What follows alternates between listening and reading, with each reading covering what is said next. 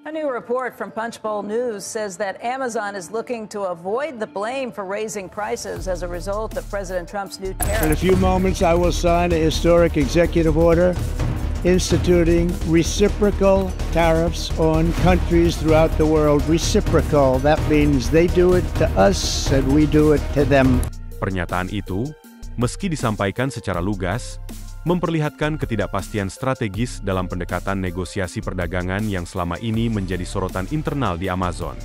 Dalam laporan yang sama, disebutkan bahwa Amazon kemungkinan mulai mencantumkan biaya tambahan pada produk-produk tertentu yang terdampak tarif. Sebuah langkah yang bisa dimaknai sebagai sinyal peringatan. Presiden tampaknya tak senang. Sekretaris Pers Gedung Putih, Karoline Leavitt, mengonfirmasi bahwa ia telah berbicara langsung dengan Presiden sesaat sebelum mereka naik ke podium. Isunya, Amazon dikabarkan akan menunjukkan secara terbuka berapa besar beban harga dari tarif pada setiap produk. Leavitt menambahkan, "Kami telah mempelajari laporan itu. Saya rasa Anda pun sudah membacanya. Soal tarif, kami memantau semua hal yang berdampak pada konsumen dan masyarakat umum." Namun gejala pertama dari badai bukanlah siaran pers ataupun judul utama di koran bisnis. Ia muncul dalam bentuk yang jauh lebih tenang dan mencekam. Lift di kantor pusat Amazon di Seattle mulai berhenti beroperasi di malam hari.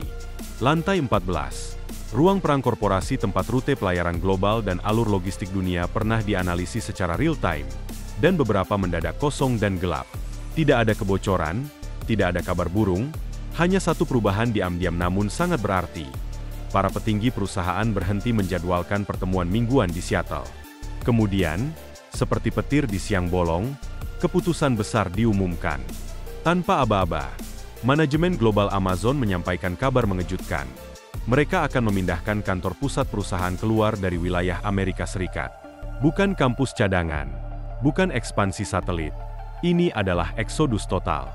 Seluruh struktur pengambilan keputusan, mulai dari operasi logistik, keuangan, hingga strategi eksekutif, akan dikonsolidasikan di luar negeri.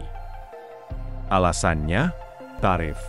Namun bukan sekadar tarif biasa, melainkan perang dagang berskala penuh, syarat muatan politik, yang bukan hanya mengguncang fondasi ekonomi Amerika, tetapi juga memicu reaksi berantai dari negara-negara mitra dagang, mengancam stabilitas global perusahaan-perusahaan multinasional. Bagi Amazon, ini bukan sekadar pukulan fiskal. Ini adalah ancaman eksistensial. Perusahaan yang dulunya menjadi lambang e-commerce Amerika itu, kini terpaksa mengambil langkah yang tak pernah dibayangkan. Berkemas, pergi, dan menatap ke depan tanpa menoleh ke belakang. Tapi kisah ini tak dimulai dari Amazon. Titik awalnya ada di kebijakan perdagangan. Pada Januari 2025, pemerintahan baru yang baru saja dilantik memulai apa yang mereka sebut sebagai revolusi perdagangan patriotik. Gelombang tarif besar diberlakukan ke berbagai lini, dari barang-barang elektronik asal Tiongkok, produk farmasi dari Eropa, hingga komoditas mentah dari Kanada. Salah satu target awal adalah celah hukum yang disebut aturan de minimis, yang selama ini memungkinkan barang-barang bernilai kecil masuk ke AS tanpa dikenakan bea masuk. Bagi Amazon, aturan ini adalah salah satu pilar utama sistemnya. Ia memungkinkan jutaan penjual luar negeri mengalirkan barang murah ke pasar AS, mulai dari elektronik murah, aksesori rumah tangga, hingga tekstil ringan. Semua dikirim lewat rantai distribusi Amazon yang sudah sangat terotomatisasi dan hemat biaya. Namun kini, setiap barang itu dikenakan tarif tinggi, beberapa bahkan mencapai 145%, tergantung asal negaranya. Dalam sekejap, keunggulan harga Amazon hilang. Ironisnya, justru para kompetitor luar negeri yang berbasis di luar AS kini memperoleh keuntungan kompetitif. Barang mereka tetap murah, logistik mereka lebih lancar, dan mereka tidak terkena tarif dalam negeri AS.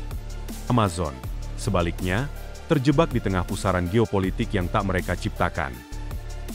Di balik pintu tertutup ruang-ruang rapat di Seattle, para petinggi perusahaan menghitung ulang proyeksi marin, menyimulasikan skenario kerugian, dan mengulangnya lagi. Setiap kalkulasi mengarah pada kesimpulan pahit.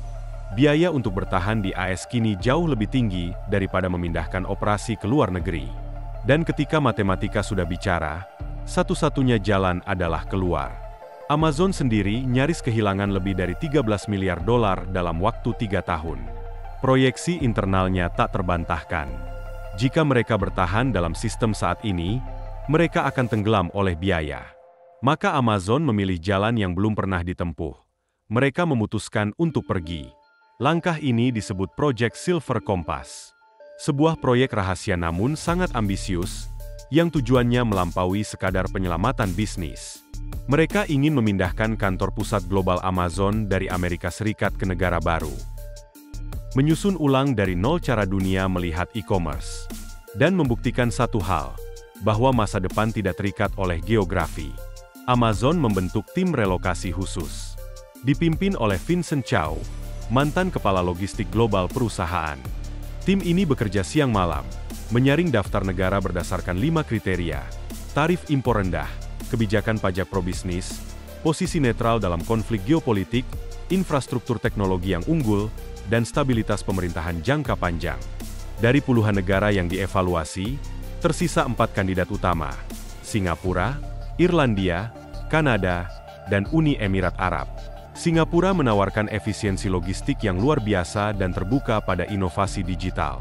Irlandia memiliki sejarah sebagai rumah bagi raksasa-raksasa teknologi dan kerangka hukum yang mendukung investasi asing. Sementara Kanada punya kedekatan geografis dan budaya dengan AS, serta fleksibilitas perdagangan lintas perbatasan. Namun, Uni Emirat Arab, dengan tidak adanya pajak korporat, lokasi strategis antara Asia dan Eropa, serta isolasi dari pertikaian global, memberikan tawaran paling menggoda. Amazon diam-diam mengadakan negosiasi tertutup dengan pejabat tinggi di keempat negara. Yang dipertaruhkan bukan hanya pembebasan pajak. Amazon meminta lebih, jaminan perlindungan data digital, kemudahan visa dan relokasi untuk puluhan ribu karyawan, serta zona logistik eksklusif yang bisa mereka kontrol hampir sepenuhnya. Dan satu tawaran berdiri di atas segalanya.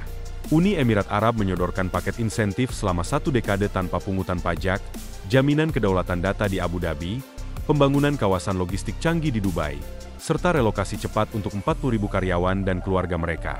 Sementara negosiasi berlangsung dalam senyap, badai mulai berkumpul di dalam negeri.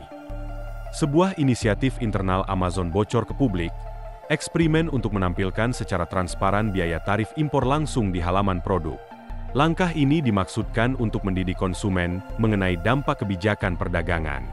Namun Washington bereaksi keras. Gedung Putih mengecam tindakan tersebut. Juru bicara Presiden menyebutnya sabotase ekonomi domestik. Dan para anggota Kongres menyerukan penyelidikan anti-monopoli. Dan dalam satu percakapan telepon yang bocor ke media, Jeff Bezos memperingatkan Presiden, "Jika Anda membuat kami tak bisa beroperasi di sini, maka kami akan bangun di tempat lain." Setelah itu, hening.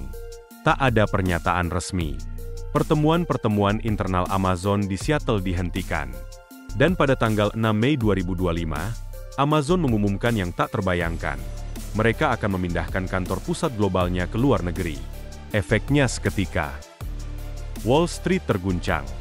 Saham Amazon turun 5% pada hari itu, sebelum perlahan pulih saat para analis menyadari bahwa langkah ini akan menghemat miliaran dolar dalam jangka panjang.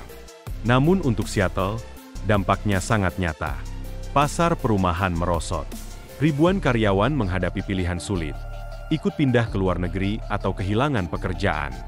Restoran kecil, toko retail, dan layanan lokal yang bergantung pada lalu lintas karyawan Amazon mulai tutup. Pemerintah kota kekurangan dana. Dan Amazon, perlahan namun pasti, meninggalkan pelabuhan asalnya. Gelombang pertama eksekutif telah tiba di Dubai. Infrastruktur digital Amazon sedang digandakan di Abu Dhabi.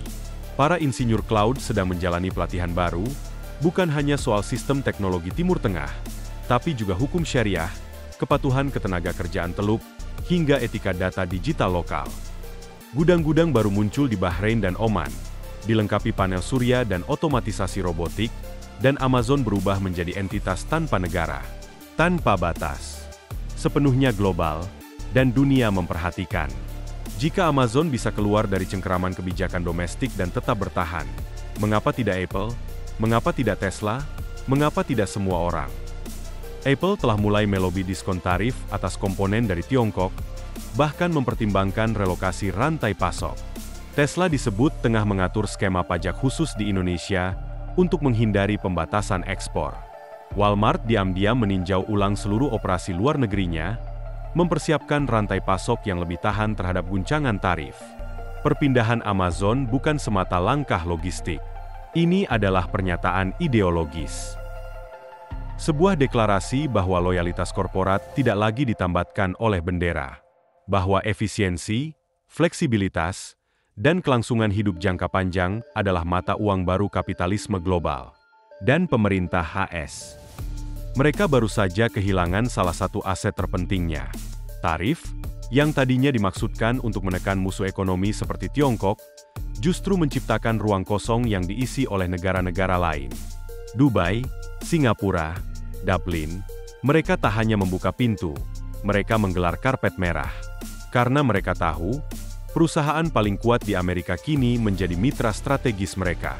Markas baru Amazon sedang dibangun sebagai zona ekonomi digital khusus. Sebuah kampus futuristik untuk pengembangan kecerdasan buatan, komputasi kuantum, dan otomatisasi logistik generasi berikutnya.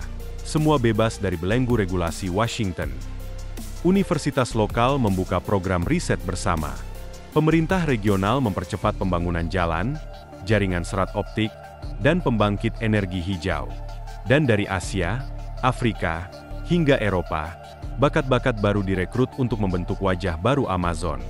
Di Amerika, reaksi keras muncul. Senator menyerukan pembatasan. Serikat pekerja menyebut ini pengkhianatan ekonomi. Kelompok konsumen menuntut intervensi federal untuk mencegah eksodus korporat berbasis insentif pajak. Tapi semua itu terjadi setelah fakta. Amazon telah pergi. Dan yang tertinggal hanyalah satu pertanyaan yang membayangi seluruh dunia bisnis. Apa artinya menjadi perusahaan Amerika? Jika Amerika tak lagi tempat terbaik untuk berbisnis. Karena dalam dunia baru ini, tarif bukan sekadar beban fiskal. Mereka adalah pemantik. Dan Amazon baru saja menyalakan api pertama.